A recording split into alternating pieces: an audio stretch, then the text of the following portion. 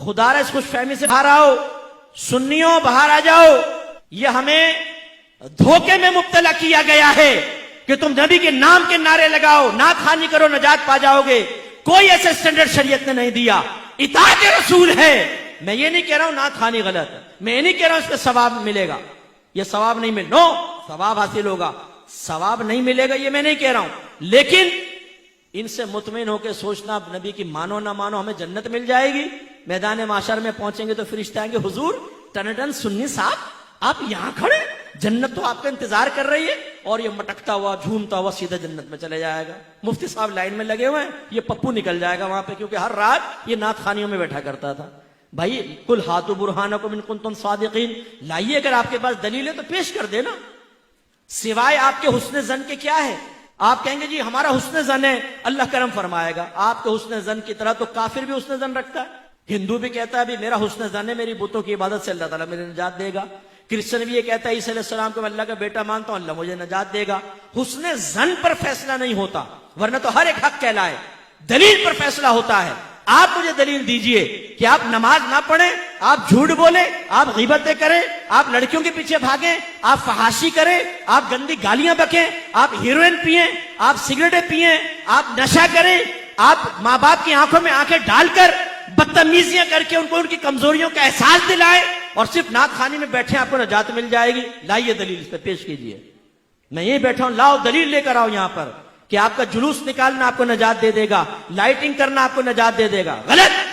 अगर किसी ने आपको जहन बनाया है, किसी नाखान ने जहन बनाया है कि आप सरकार की महफिल में बैठे हैं और जो सरकार की महफिल में आता है सरकार बरोज़ क़यामत उसको सीने से लगाकर जन्नत में ले जाएंगे, आपके ऊपर वाजिब है आप उस नाथ खान को बाद में रोकें और कहें इस पर दलील पेश करो।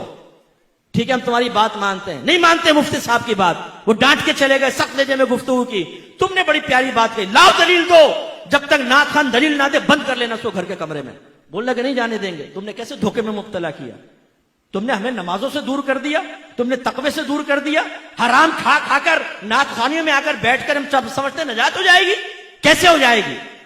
जो हराम माल के साथ हज करे, नबी करीम फरमाते हैं अल्लाह उसका हज कबूल नहीं करेगा। एक रिवायत में फरमाया एक शख्स हाथ उठाकर अल्लाह की बारगाह में दुआएं करता है, गिड़गिड़ाकर दुआ कर रहा होता है, लेकिन अल्लाह ताला इसकी दुआ कैसे कबूल करे? इसलिए कि इसके जिस्म पर हराम है, इसके पेट में हराम है, तो अल्लाह कैसे इसकी दुआएं कबूल करेगा? ये आपकी शरीयत ये है। हमें ख्वाबों में मुब्तला किया गया है, जुलूस निकालो नजात है, लाइटिंग करो नजात है, तीजे 40वें करो नजात है, 11वीं करो नजात है, तुम बरोज़ क़यामत आओगे सरकार तुम्हें बख्शवा लेंगे, यकीनन मेरे आका शफाअत करेंगे, इनकार नहीं। लेकिन जब ईमान बचाकर ले गए तो, ईमान बचाकर ले गए तो, ईमान जाया हो गया गुनाह कर करके, फिर तो काफिरों में फिर शफाअत नहीं। और फर्ज कर लें ईमान बचाकर ले गए और गुनाहों भरी जिंदगी गुजारी, सरकार ने शफाअत फरमाई, ये यकीन लेकर गए, यकीन रखें इसका इनकार नहीं। लेकिन क्या ये बहुत बड़ी बेमुरव्वती नहीं होगी कि हमारी हर तरह की गंदगी के बावजूद सरकार मैदान माशर में सीने से लगाएं? क्या फिर हमें नबी करीम के साथ ये रवैया रखना चाहिए? सिर्फ इस भरोसे पे कि सरकार हमें बख्शवा लेंगे, हम उनकी नाफरमानी करते चले जाएं? गलत बात है। ये मैं इसीलिए दिल जलाता हूं, जितने नाथ खान जिनको आपने दीन का ठेकेदार समझा हुआ है ना कि ये हमें जन्नत तक पहुंचाएंगे, इनसे आप शरई मसाइल मालूम कर लें, इन तक को पता नहीं होगा, इनके घर में इनकी अजवाज को पता नहीं होता है। सबकी बात नहीं कर रहा हूं लेकिन अक्सर को मैं जानता हूं। वैसे आके ऐसा आपके सामने शेर पढ़ेंगे जैसे दीन अगर इन्हीं के साथ दर्द चल रहा है, वरना ये ना हो तो दीन ही ठप हो जाएगा। तकब्बुर का आलम ये होता है कि बड़े नाथ खान, वो कभी आपने नहीं देखा होगा किसी आलिम का हाथ चूमते हुए, इतने मुतकब्बिर होते हैं। ये याद रखें, नाथ खानी फी नफसी कोई कमाल की बात नहीं। मैं दलील से कहता हूं, दावा करता हूं, पूरा कुरान पूरी हदीस, एक आयत एक हदीस ले आए जो नाथ खान के फजाइल पर मुश्तमिल हो, लेकर आए। मैं बोलता हूं, चैलेंज करता हूं आपको, मैं आलिम दीन के ऊपर फजाइल के ऊपर आपको सैकड़ों आयात हदीसें पेश कर सकता हूं। नाथ खान पर एक पेश करें आप कि नबी करीम ने फरमाया जो नाथ खानी करेगा नाथ पढ़ेगा, और बोलते क्या है, सरकार ने मुझे अपनी नाथ की खिदमत के लिए मुंतखब कर लिया है। अच्छा भाई ला दलील दे, ख्वाब में आए थे सरकार, या तुझे टेलीफोन किया था, या किसी के जरिए पैगाम पहुंचाया था कि तू इस खिदमत पे मामूर हो जा? किसने कहा था? वो आपको मुतासिर करने के लिए। और हम बाज़ औक़ात आलिम और नाथ खान को बिल्कुल बराबर का दर्जा देते हैं, बल्कि बाज़ औक़ात तो नाथ खान ऊपर हो जाता है, आलिम नीचे होता है।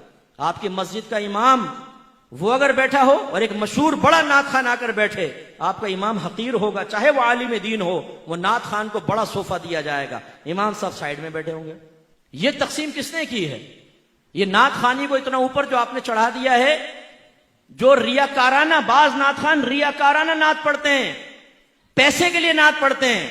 अगर आप उनको पैसा ना दें, आप बुलाएं नात खान को, बोले पैसा एक भी नहीं देंगे, आ जाए ना, अल्लाह के लिए पढ़ना, चल रहे भाग जाएगा।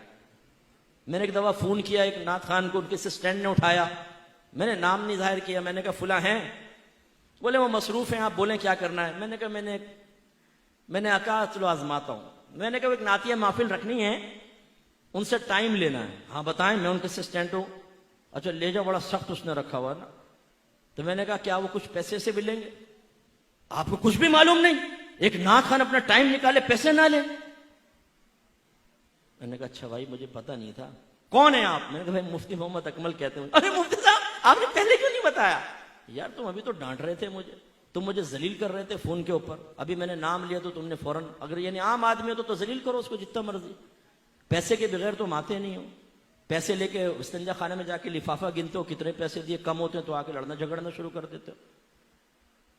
इनको कोई सवाब नहीं मिलेगा जो पैसे के लिए पढ़े। किसी नात खान पे बदगुमान भी ना हो, मादल्ला में पर्टिकुलर को नात खान का नहीं कह रहा हूं, लेकिन मैं इन लोगों के दरमियान बड़ा रहा हूं। यूके में मैंने कितने सफर किए हैं, ये गाड़ी में सोते रहते हैं, नमाज नहीं पढ़ते, जहाज में सोते रहते हैं, नमाज नहीं पढ़ते, लेकिन वहां जाके जब नात खानी करेंगे, हुई लगता है पूरा दीन का दर्द इनके अंदर आ गया, रोएंगे और ये और रुला देंगे पब्लिक को, और नमाज पढ़ेंगे नहीं।